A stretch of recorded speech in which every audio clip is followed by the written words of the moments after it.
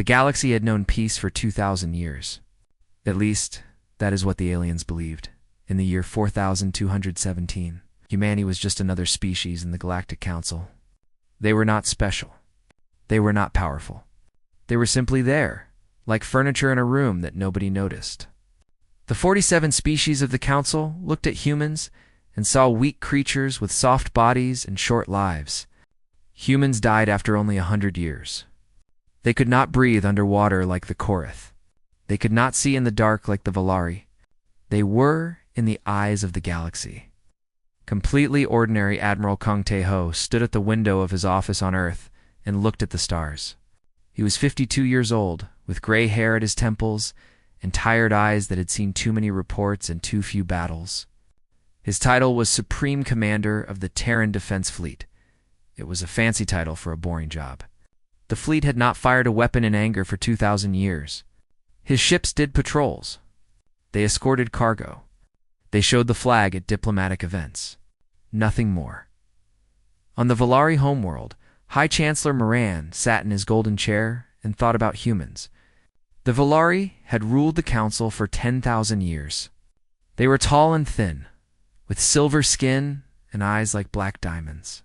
Moran had lived for 800 years, and in all that time, he had never worried about humans. They were useful. They worked hard. They followed rules. They were the perfect servants. But something bothered him. Humans bred too fast. They spread too quickly. Every time the Council checked, there were more human colonies, more human ships, more human children. The scientists could not explain it. Every model said humans should have died out centuries ago. They were too weak to survive. And yet, here they were, growing like weeds in a garden.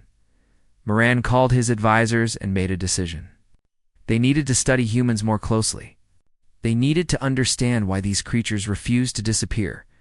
Far from the centers of power, a ship called the Morning Star traveled through the darkness of space. It was a colony transport, carrying 2,300 civilians to a new settlement on the edge of human territory.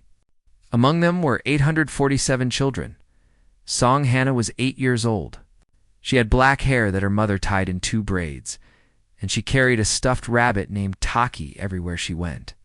She was excited about the new colony. Her father said they would have a house with a garden. She had never had a garden before. The Morning Star was 3 days from its destination when the Korath ships appeared. The Korath were the military arm of the Valari. They were massive creatures, like bears that walked on 2 legs, with gray skin and tusks that curved from their jaws. They did the dirty work that the elegant Valari did not want to do. When Chancellor Moran wanted something done quietly, he called the Korath. Captain Li Jin was 34 years old and commanded a patrol vessel called the Sajong. He was young for a captain, with a quick mind and a quicker temper. His ship was 2 systems away when the distress call came from the Morning Star. By the time he arrived, there was nothing left but wreckage. The official report came from the Galactic Council within hours. The Morning Star had encountered a spatial anomaly, a rare but natural phenomenon. Tragic but unavoidable. The Council expressed its condolences to the human government. The matter was closed. Captain Li Jin did not believe a word of it. He ordered his crew to search the debris field carefully. They found burned metal and shattered glass. They found personal belongings floating in the void. They found a child's stuffed rabbit, frozen solid. Spinning slowly in the starlight, Li Jin held the toy in his hands and felt something cold settle in his chest. He had a daughter at home. She was 6 years old. She had a stuffed rabbit just like this one. His science officer called him to the sensor station. "Captain, look at this." The readings were clear. Mixed in with the wreckage were energy signatures that did not match any natural phenomenon.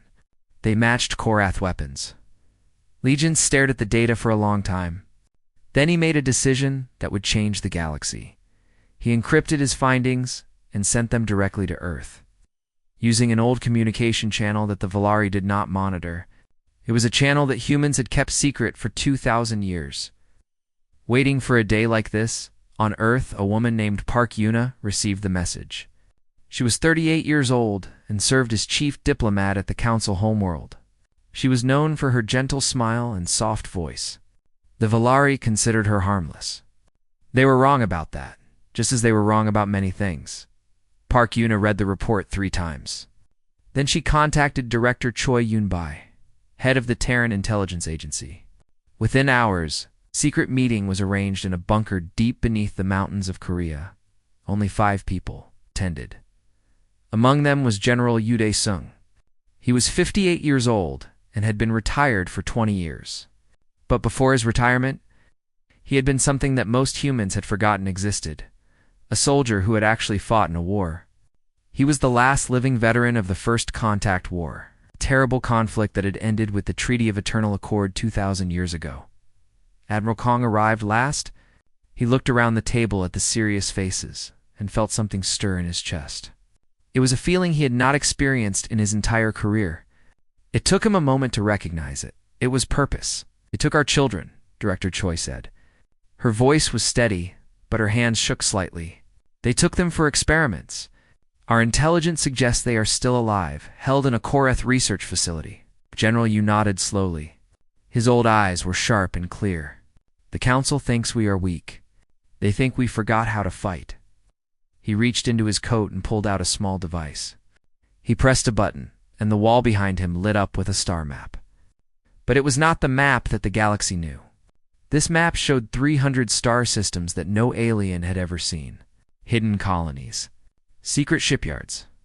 Weapons facilities that had been building and waiting for 2,000 years. Admiral Kong stared at the map. His mouth fell open. "How is this possible?" General Yu smiled, but there was no warmth in it. "We never stopped preparing, Admiral. We signed their treaty.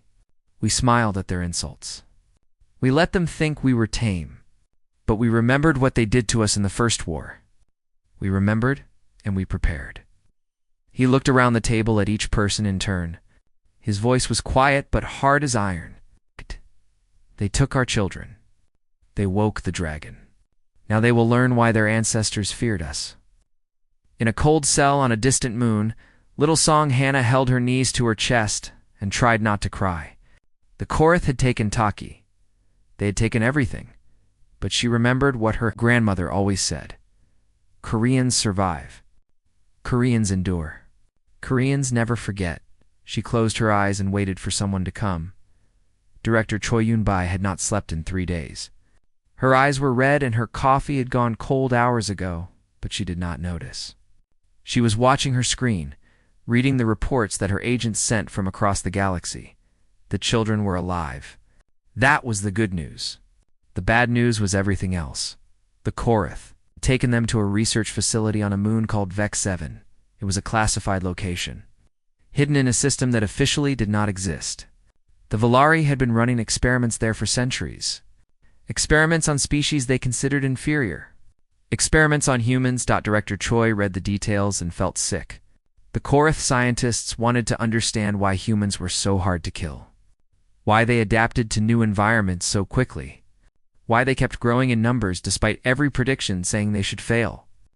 So they tested human subjects. They exposed them to diseases, to radiation, to extreme temperatures. Most adult subjects died within weeks, but the children were different. Children were more adaptable. Children lasted longer. She closed the file and pressed her hands against her eyes. When she opened them again, her face was calm. But inside, something had changed. Something had hardened into stone. Ambassador No Suhayan stood before the Galactic Council and demanded answers. He was 61 years old, with white hair and a dignified bearing that had served him well in decades of diplomacy. Today, his dignity cracked. "We have evidence," he said, holding up a data chip.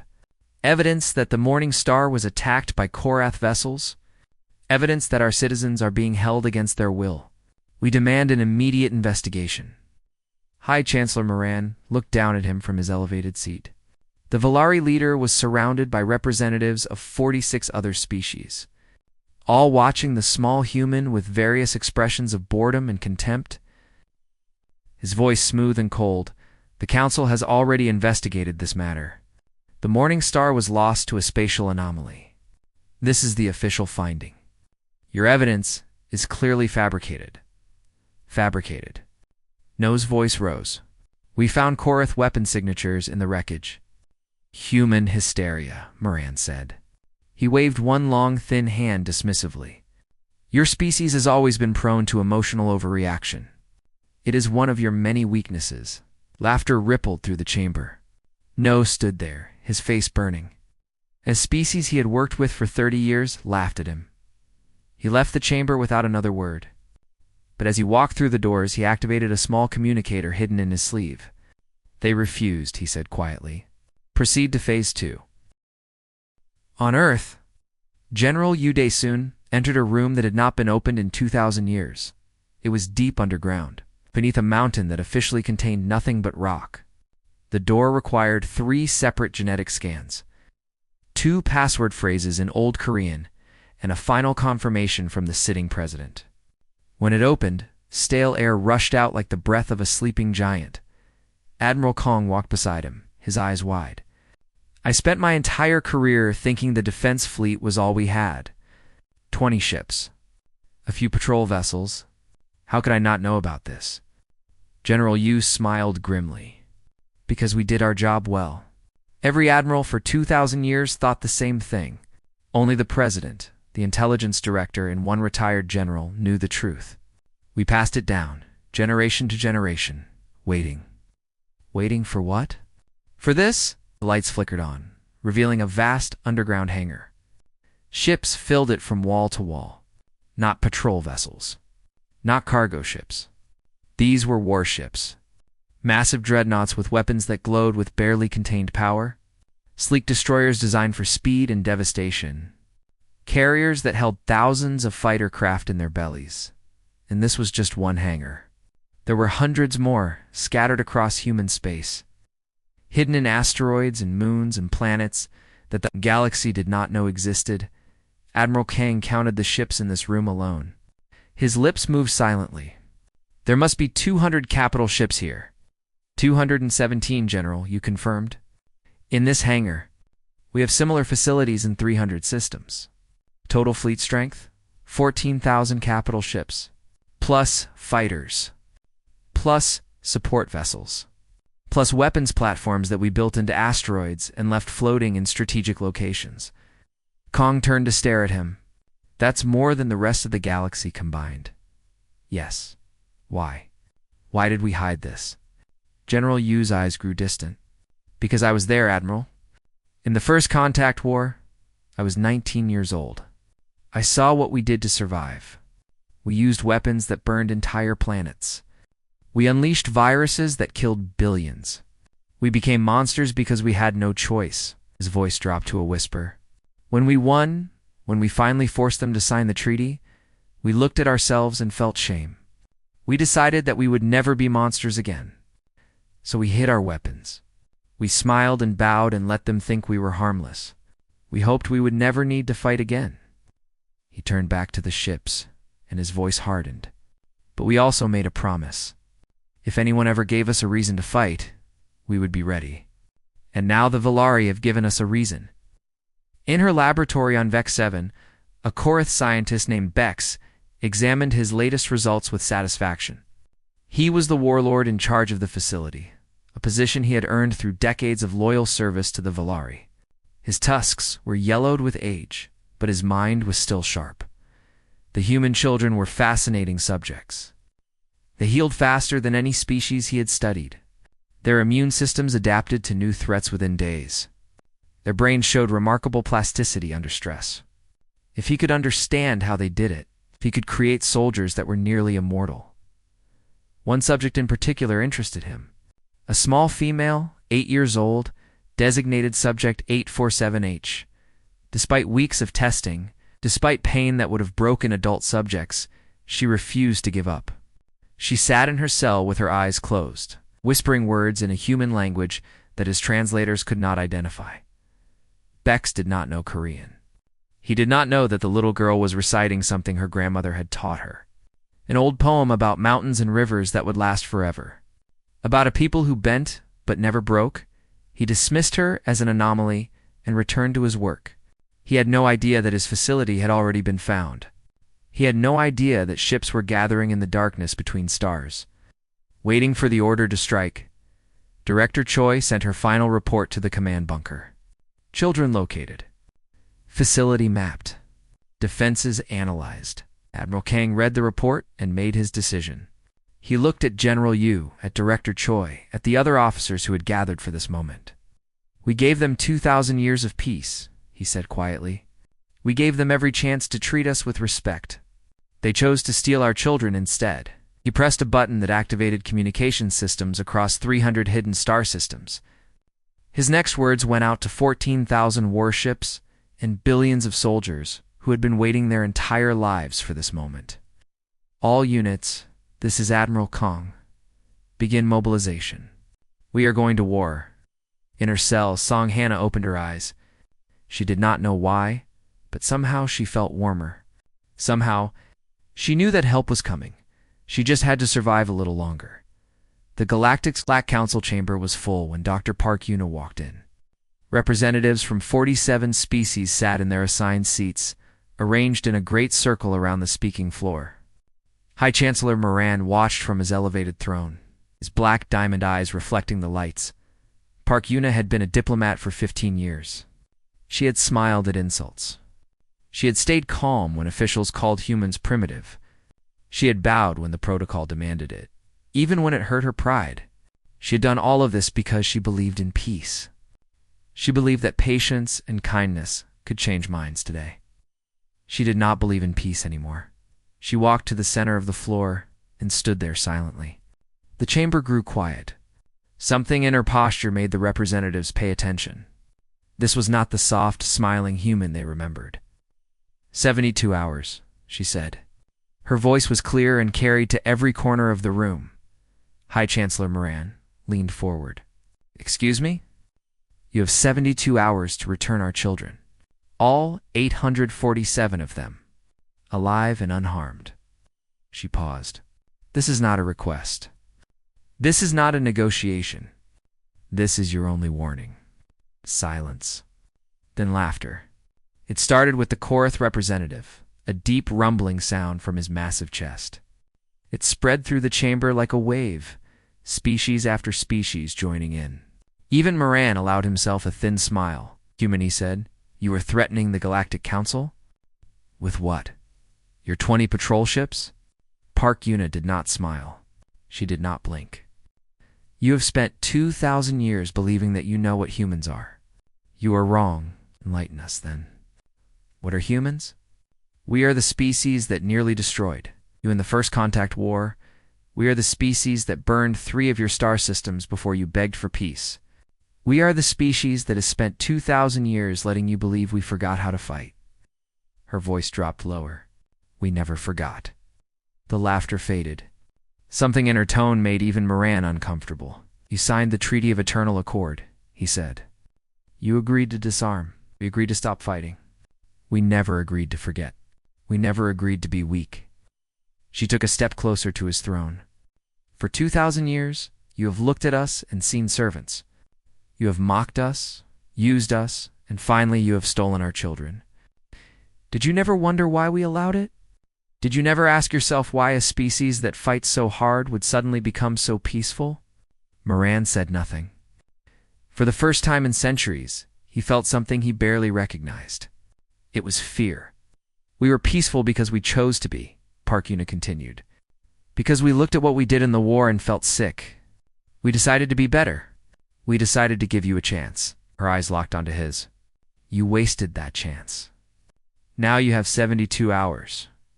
She turned and walked toward the exit. Behind her, the chamber erupted in angry voices.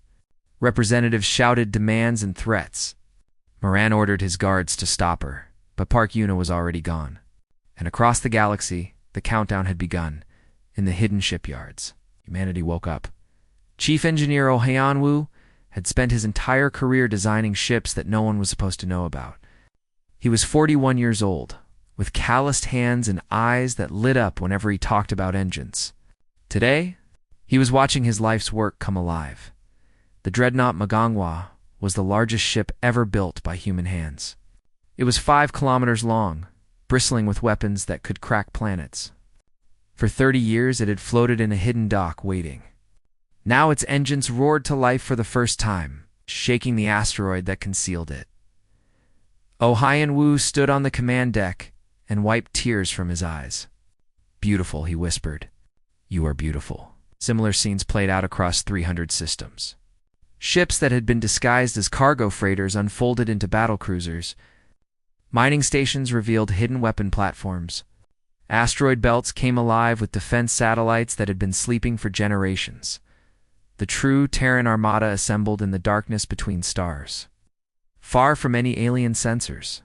14,000 capital ships, 50,000 support vessels, 2 million fighters, and 10 billion soldiers who had trained in secret. Waiting for the day they would be needed, Admiral Kong stood on the bridge of his flagship, the Sejong the Great, and looked at the fleet spreading out around him. It was terrifying. It was magnificent. Lieutenant Beeknari reported to the Admiral's side. She was 27 years old, small and quiet, with eyes that missed nothing. She commanded the Special Operations Unit assigned to rescue the children. "My team is ready, Admiral," she said. "Give us the word, and we will bring them home." Nodded. "You will have your chance, Lieutenant. But first we wait." "For what, sir?" "For them to return the children. I do not want war. I never wanted war. If they give you our people back, we will stand down. We will return to peace." He paused. "But if they refuse—" "They will refuse," Nari said quietly. "They think we are bluffing." "Yes, they do." On Vex 7, the children had learned to fear the sound of footsteps. Every day, the Korath scientists came to take someone. Sometimes they came back. Sometimes they did not. Song Hannah had been in her cell for weeks now. She had lost weight. Her arms were covered with marks from needles and sensors. But she had not broken. She had not cried, not since the first day. Crying did not help. Her grandmother had taught her that she shared her cell with 3 other children. Kim Taemin was 10, a quiet boy who drew pictures on the wall with his finger, imagining the lines. Jung Sua was 7, and she had stopped talking entirely. And little Yoon Jin Ho was only 5, the youngest in the facility. He cried every night for his mother. Hannah took care of them. She told them stories. She sang songs that her grandmother had taught her. She made them believe that help was coming, even when she was not sure herself. One night, Junho asked her, "Hannah, are we going to die here?" She pulled him close and stroked his hair. "No," she said firmly. "We are Korean. We do not die so easily. Someone will come for us. You will see." She looked up at the ceiling, imagining the stars beyond it. Somewhere out there, her people were coming. She could feel it. The 72 hours passed. The children were not returned. High Chancellor Moran sat in his throne and smiled. The humans had done nothing. Their ultimatum was empty, just as he had known it would be. They were weak, just as they had always been. Then his communication officer screamed, "Chancellor! Ships! Thousands of ships!" They came out of nowhere. Moran rushed to the display screen. What he saw made his silver blood run cold. Human warships filled the void around the Council homeworld. Massive dreadnoughts that dwarfed anything in the Volari fleet. Destroyers and cruisers in formations that blocked out the stars. Admiral Kong's face appeared on every screen in the system. His voice was calm, almost sad. "This is the Terran Armada to all species of the Galactic Council. We gave you 72 hours. We gave you every chance. You chose to ignore us. You chose to keep our children." He paused. And when he spoke again, his voice was iron. "You were warned. May the universe forgive you, because we will not. All ships, begin the attack." The stars erupted in fire. The war lasted 6 days. It felt like 6 centuries. The Korath fleet was the pride of the galaxy. 3,000 warships, each one massive and heavily armed. They had crushed rebellions across 100 systems. They had never lost a battle in recorded history. They lasted for hours. Human missiles moved faster than anything the Korath had ever seen. They appeared on sensors for half a second before impact. The first wave destroyed 200 ships before the Korath could even power their weapons. The second wave crippled their command vessels. The third wave finished them. Admiral Kung watched the destruction from his bridge and felt no joy. He had hoped it would not come to this. He had spent his whole career believing that peace was possible. Now he was burning that belief to ash along with the enemy fleet. "Move to the next system," he ordered. "We do not stop until we reach the children." Across the galaxy, the story was the same. Human forces struck 200 systems simultaneously. Valari command stations fell within hours. Defense platforms that had protected alien worlds for millennia were torn apart like paper. The technology gap was enormous. Humanity had not been idle during 2,000 years of peace. They had been preparing, improving, building weapons that the galaxy could not imagine. The other species, Hal watched in horror. They had laughed at humans for so long. They had called them weak and short-lived and primitive. Now those weak, primitive humans were destroying the most powerful military force in history. Some species surrendered immediately. They sent messages begging for mercy, promising to help, offering anything to avoid human wrath. Admiral Kong accepted their surrenders but did not slow down. He was not fighting for conquest. He was fighting for something far more important. Lieutenant Beeknari led her team through the darkness of space toward Svex-7. There were 12 of them in the assault shuttle. 12 soldiers against 5,000 Korath guards. The numbers were absurd. Any reasonable military strategist would have called it suicide. Nari was not reasonable. She was angry. She had seen the intelligence reports about the facility. She knew what the Korath had done to those children. She knew that 47 of them had already died on operating tables, their small bodies taken apart by scientists who wanted to understand how humans worked. 40-7 children. Gone forever. Nari had memorized their names. All of them. She whispered them to herself as the shuttle approached the moon, a quiet prayer for the dead. "Team ready," her second-in-command reported. Sergeant Han Dongjun was a big man with gentle eyes that turned cold in combat. He had been with Nari for 5 years. He would follow her into hell if she asked. "Remember the mission," Nari said. "The children come first. Everything else is secondary, and the scientists," another soldier asked. Private Shin Yu-jen was the youngest on the team, barely 20. Her hands were steady on her rifle. "The scientists answer for what they did. But the children come first. Always." The shuttle hit the atmosphere. Alarms blared as Korath defense systems tried to lock on. The pilot, a quiet woman named Kwan Myung, flew like she was possessed, dodging missiles and laser fire through maneuvers that should have been impossible. They landed hard in a crater. 2 kilometers from the facility, the team moved out immediately, using the rocky terrain for cover. The Korath were waiting for them. The first firefight lasted 3 minutes. Nari lost 2 soldiers, Private Shin and a veteran named Corporal Im Geneseo. They died taking out a guard tower that would have spotted the rest of the team. They died so the others could move forward. Nari did not have time to grieve. She added their names to her prayer and kept going. Inside the facility, Warlord Bex received reports with growing disbelief. The humans were inside his perimeter. A small team, maybe a dozen soldiers. His guards outnumbered them 500-1. "Kill them," he ordered. Killed them all. He did not understand yet. He did not realize that these were not ordinary soldiers. They were the best humanity had produced, trained in secret for exactly this kind of mission.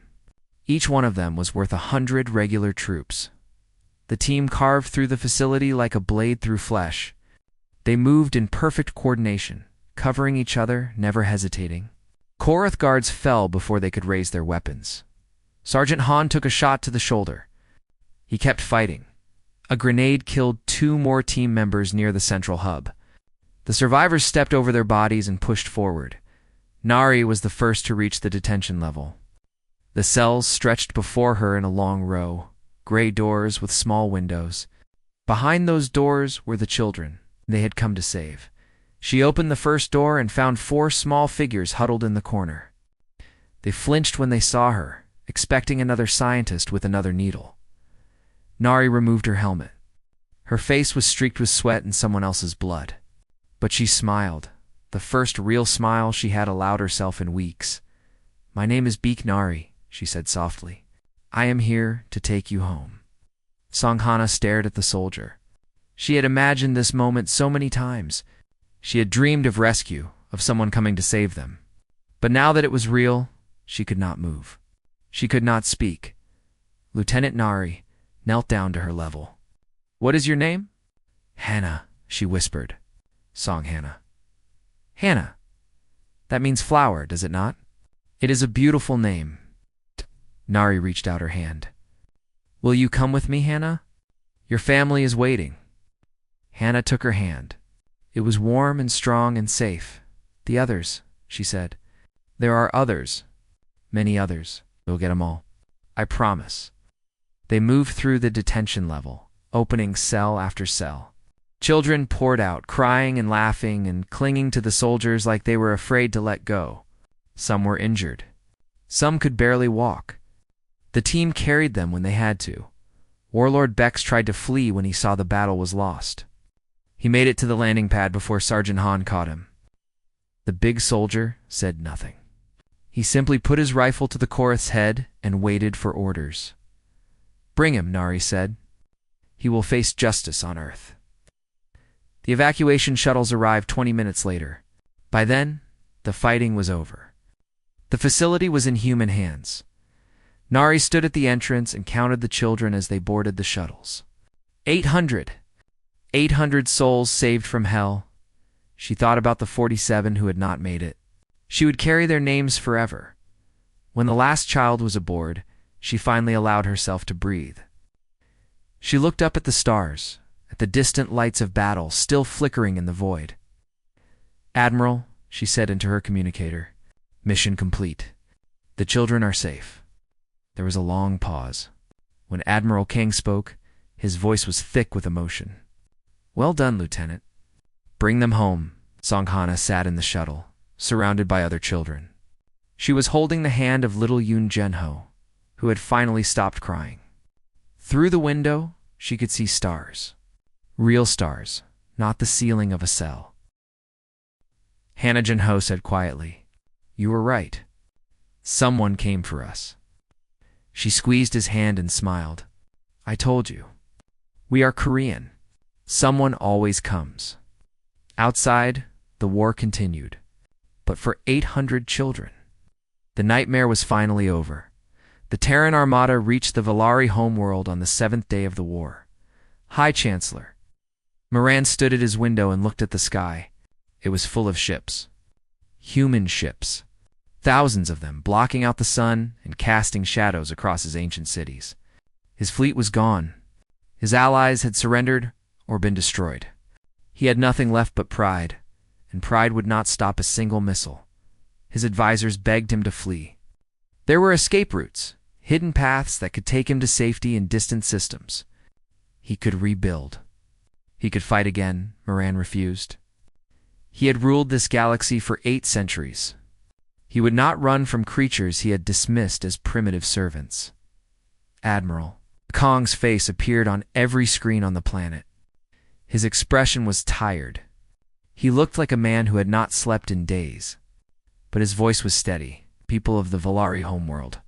This is Admiral Kang Tae-ho of the Terran Armada. Your government took our children.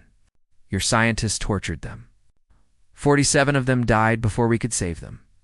Moran closed his eyes. He remembered approving the research program. He remembered signing the order that sent the Korath to capture the Morning Star. At the time, it had seemed like such a small thing. Humans were beneath his notice. Their children were just specimens. "We have the power to destroy you," Kong continued. "Every ship, every city, every life on your world.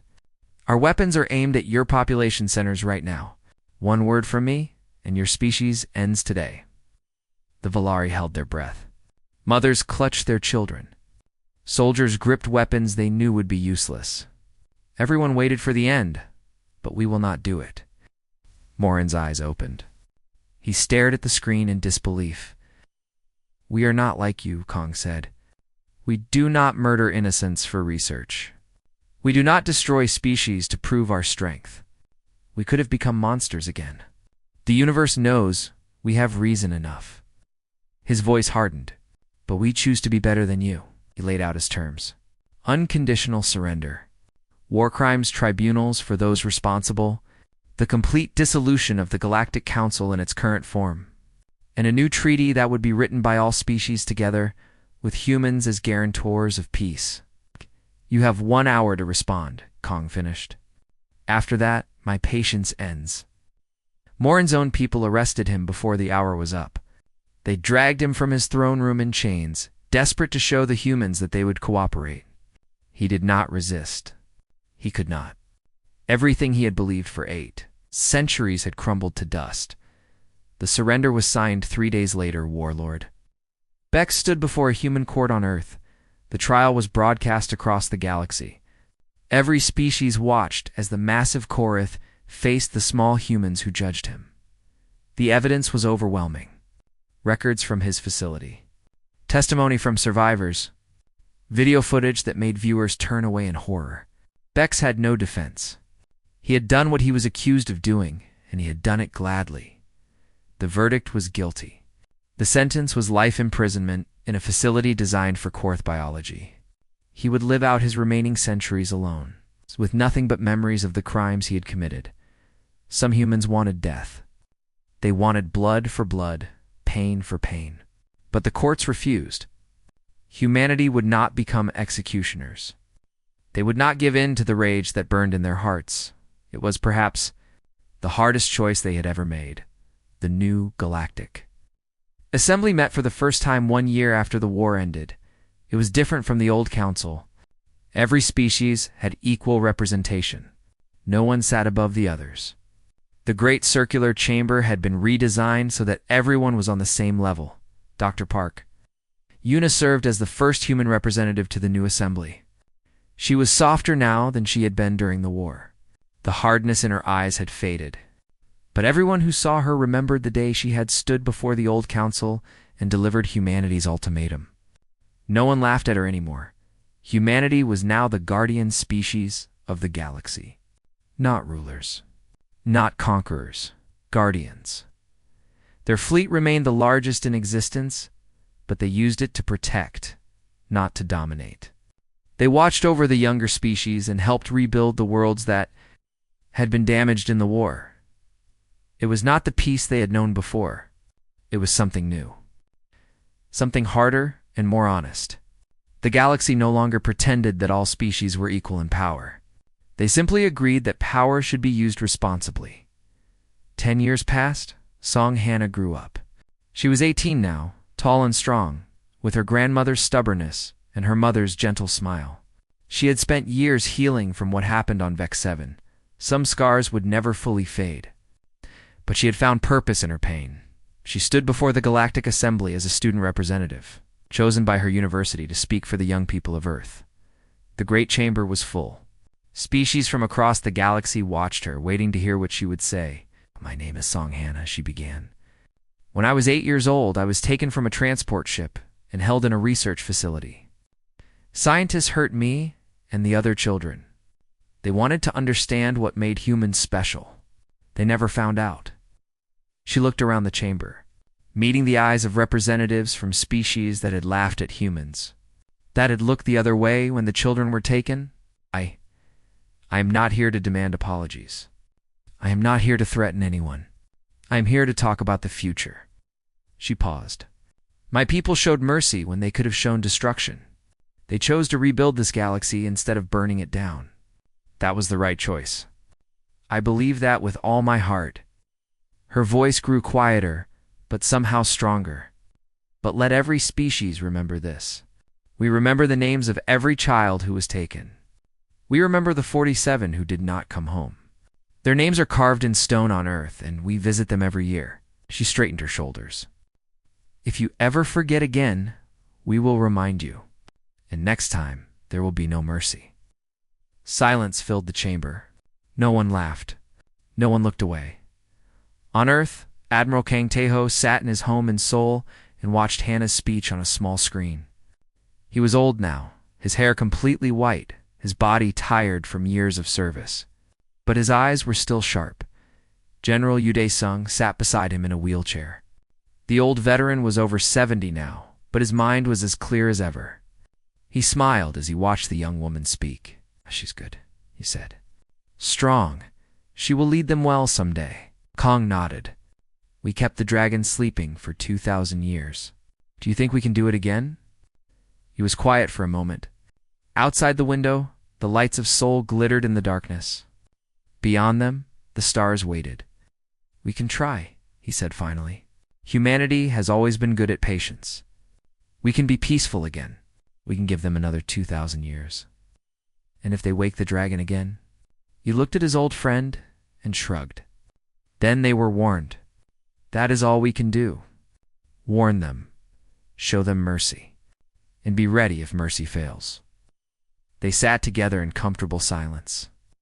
Two old soldiers at the end of their journey, watching the stars through the window. Somewhere out there, the galaxy turned slowly, full of species who had learned a hard lesson about humanity. Peace was not weakness. Mercy was not surrender. And humans never forgot. The dragon slept again. But it slept with one eye open, waiting, always waiting.